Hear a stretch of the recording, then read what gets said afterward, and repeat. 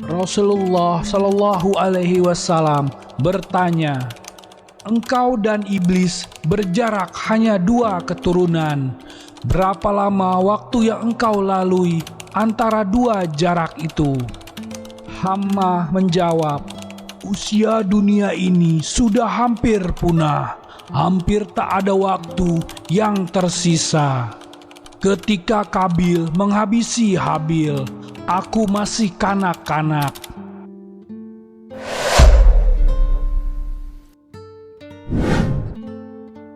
Assalamualaikum warahmatullahi wabarakatuh. Sahabat kalbu yang Allah cintai. Kisah kali ini menceritakan tobatnya cucu iblis, Hammah bin Iblis.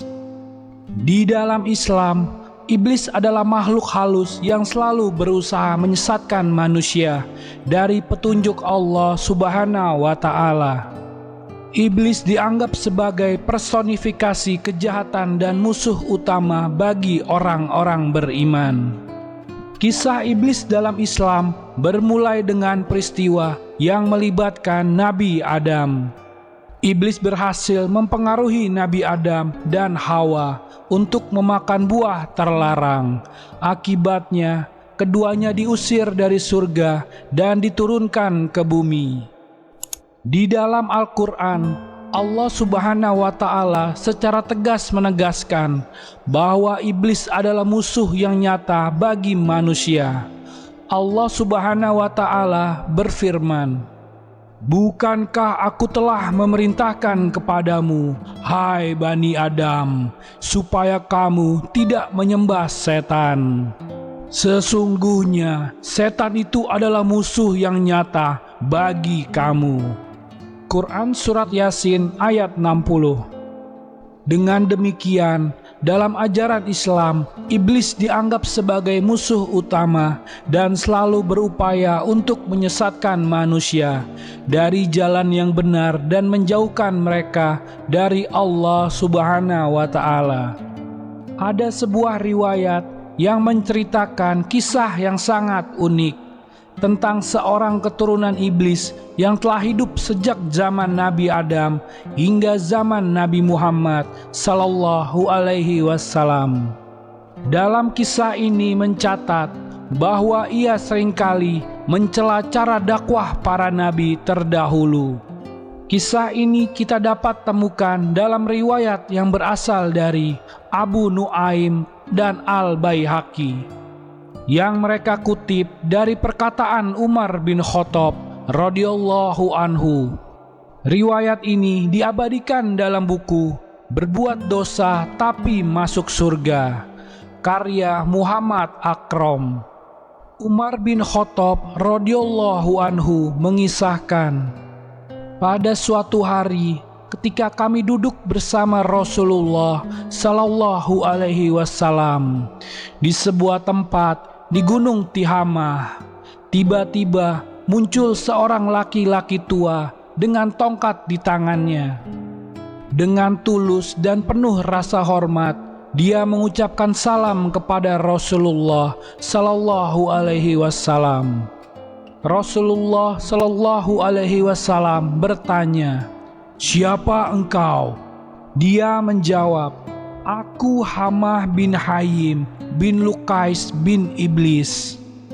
Rasulullah Shallallahu Alaihi Wasallam bertanya, "Engkau dan iblis berjarak hanya 2 keturunan. Berapa lama waktu yang engkau lalui antara 2 jarak itu?" Hammah menjawab, "Usia dunia ini sudah hampir punah. Hampir tak ada waktu yang tersisa. Ketika Kabil menghabisi Habil, aku masih kanak-kanak. Meskipun begitu, aku sudah diperbolehkan merusak makanan dan memutuskan hubungan perkauman." Nabi Muhammad Sallallahu Alaihi Wasallam bersabda, "Alangkah buruknya perbuatan orang tua yang dikutuk dan anak muda yang diajarinya." Hammah pun menjawab, "Janganlah engkau sebutkan hal itu lagi. karena sesungguhnya aku sudah bertobat kepada Allah Subhanahu wa Ta'ala. Hammah juga mengatakan, aku pernah bersama Nabi Nuh alaihi salam di masjidnya dan bersama beberapa orang yang beriman dari kaumnya. Dan aku juga mencela cara beliau menyampaikan dakwahnya kepada kaumnya, sehingga dia pun menangis dan aku juga turut menangis. Hammah melanjutkan, aku juga termasuk orang yang menyesal atas perbuatan itu, dan aku berlindung kepada Allah Subhanahu wa Ta'ala agar tidak termasuk orang-orang yang jahil. Hammah berkata kepada Nabi Nuh alaihi salam, wahai Nuh, aku termasuk orang yang bersahabat dengan pembunuhan yang dilakukan Kabil, yang menumpahkan darah orang yang berbahagia dan mati syahid dari anak Adam. Apakah menurutmu tobatku masih dapat diterima? Nabi Nuh alaihi salam menjawab, wahai Hammah, berhasratlah terhadap kebaikan dan lakukan sebelum muncul penyesalan dan kerugian. Sesungguhnya aku telah membaca apa yang diturunkan Allah Subhanahu wa Ta'ala kepadaku, dan tidak ada seorang hamba pun yang bertobat kepada Allah Subhanahu wa Ta'ala, melainkan Allah akan menerima taubatnya. Oleh karena itu, ambillah air wudhu dan bersujud 2 kali. Iblis tersebut terus melaksanakan apa yang diperintahkan kepadanya. Ketika ia bersujud, Nabi Nuh alaihi salam menyeru kepadanya, angkatlah kepalamu, karena sesungguhnya tobat bagimu sudah turun dari langit. Namun ia tidak menghiraukannya dan senantiasa bersujud kepada Allah Subhanahu wa Ta'ala. Ia juga menceritakan pernah bersama Nabi Hud alaihi salam dan bersama mereka yang beriman kepadanya. Seperti yang ia lakukan kepada Nabi Nuh alaihi salam, ia juga mencela cara dakwah Nabi Hud alaihi salam kepada kaumnya, sehingga dia pun menangis dan iblis pun ikut menangis. Ia mengatakan sering bertemu Nabi Yakub alaihi salam dan Nabi Yusuf alaihi salam di tempat orang-orang awam yang buta huruf. Selain itu, ia bertemu Nabi Ilyas alaihi salam di lembah.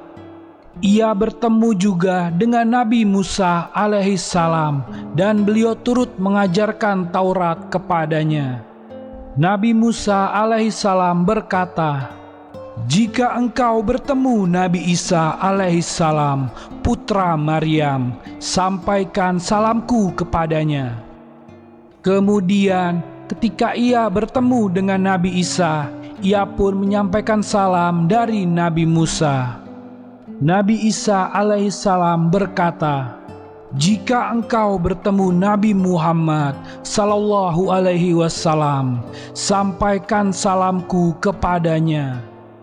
Setelah mendengar kisah tersebut, Rasulullah sallallahu alaihi wasallam memandang ke arah yang jauh, kemudian beliau menangis dan berkata, salam kepada Nabi Isa selagi dunia masih ada, dan salam atasmu, wahai Hammah, di atas amanah yang telah engkau sampaikan. Hammah pun mengatakan, wahai Rasulullah, lakukanlah sebagaimana yang pernah dilakukan oleh Nabi Musa alaihi salam kepadaku, yakni beliau mengajarkanku kitab Taurat.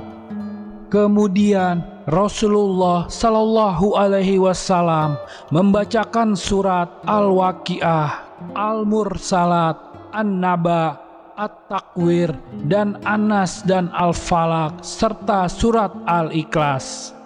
Setelah itu Rasulullah sallallahu alaihi wasallam menanyakan kepada Hammah apa yang ia butuhkan. Namun Rasulullah Shallallahu Alaihi Wasallam menghentikan ceritanya sebelum Hammah menyampaikan keperluan-keperluannya, sehingga Umar radhiyallahu anhu tidak tahu apakah iblis yang bertobat itu masih hidup atau sudah meninggal. Dan itulah kisah keturunan iblis yang bertaubat kepada Allah Subhanahu wa Ta'ala.